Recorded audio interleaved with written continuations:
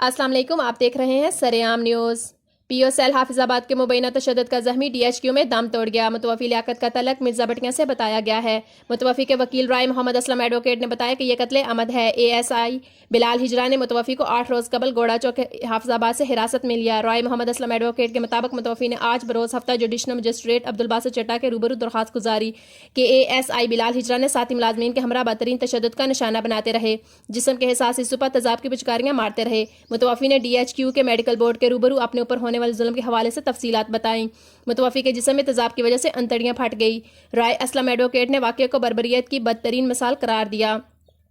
मसमी लियाकत अली वल्द मोहम्मद अली कौम बट्टी साकिना मिर्जा बटिया को आज तबीयत खराब होने पर डीएचक्यू हस्पताल में कोरोना मरीज होने के शुबे में एडमिट किया गया था, जो कि दौरान इलाज मौलजा वफात पा गया है।